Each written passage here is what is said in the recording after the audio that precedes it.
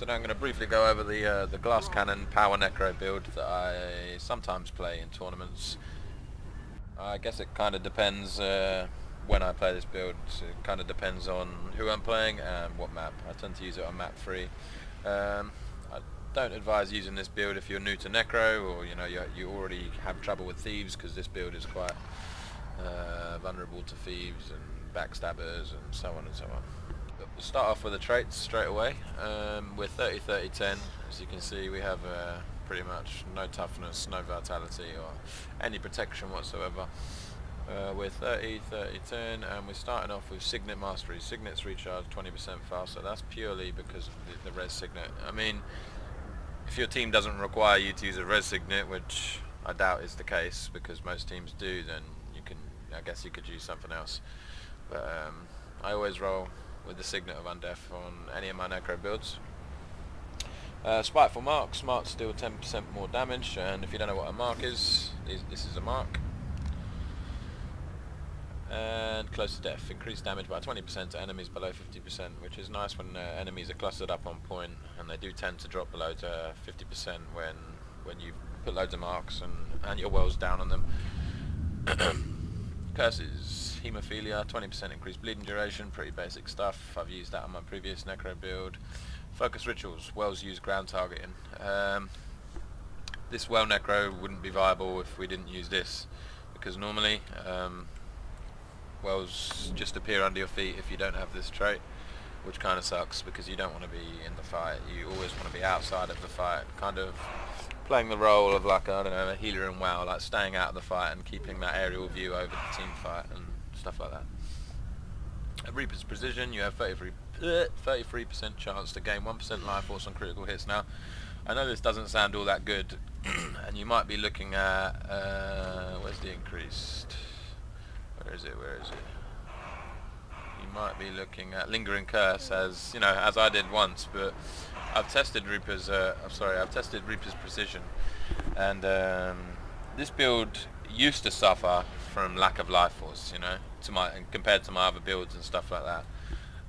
But now with this traded, it really doesn't, and it really does help when you need to go into Death Shroud, pretty much, because firstly your Death Shroud absolutely fucking hurts. Like, it damages, it's got some high damage on it, especially life transfer. That seriously hurts. And yeah, when there's a thief on you and you need to go into Death Shroud, this really helps just stack up the life force and stuff like that. So, but try it out for yourselves. If you don't like it, you don't like it, but I think it's viable. Last but not least, Greater Marks. You'll know why we use that, because these are too small by default. I nearly forgot to mention the abilities we're using. Obviously, we're rolling with the Signet of Undeath, and we're using the Well of Suffering and the Well of Corruption combined together.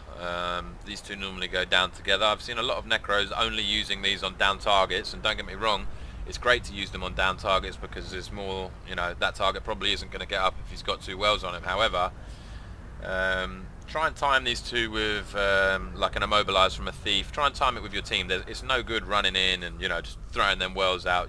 Don't use it on map 2 on midpoint. Use it on the smaller points, and just be smart with them. If you're smart with your wells, then you'll find that your enemies will go down a lot quicker because your wells are your damage.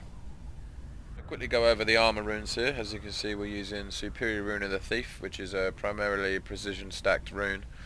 I'm using this for the crazy crit chance we've got, and the 10% damage whilst behind and beside your foe. I've tested this out with marks and wells and stuff like that, and the 10% plus damage does actually apply to your marks and wells. And it's not common on this necro that you're actually in front of your target. Being beside your target is easy. Being behind your target is easy, especially when you're standing on the walls of map 2 or the wall of Clock Tower. So that's the reason we've gone Rune of the Thief. And for the weapon sigils, we've got Sigil of Superior Agony, increases bleeding duration by 10%, standard stuff on your scepter. And your dagger, gain 10 power each time you kill a foe.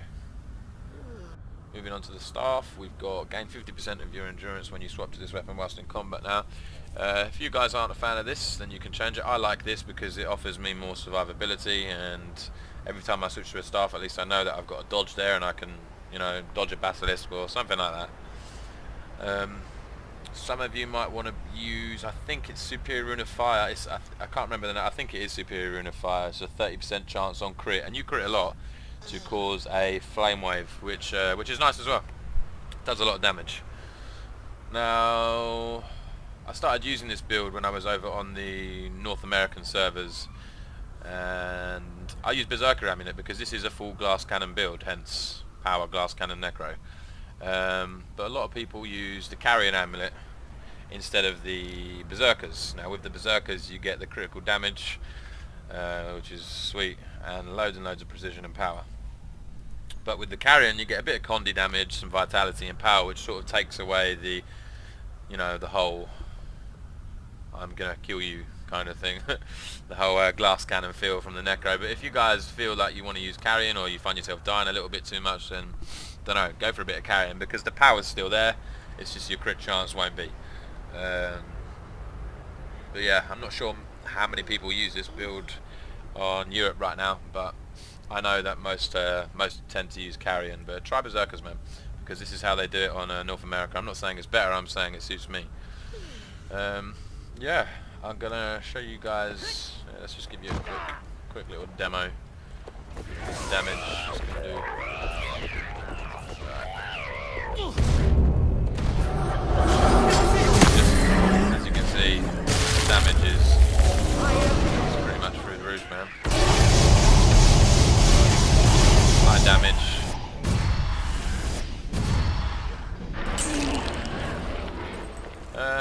Yeah, and that is pretty much it for now, guys.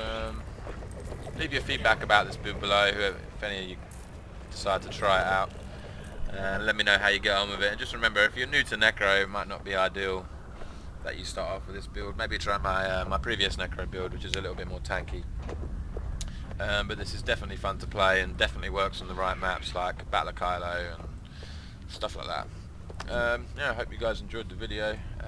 Leave your feedback. Oh, and by the way, guys, there's a new social media website out there for people like me and you.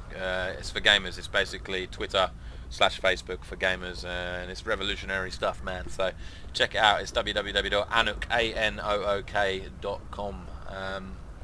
Check it out and subscribe. If you've got any questions about that, let me know, man. I'll catch you guys soon. See you later.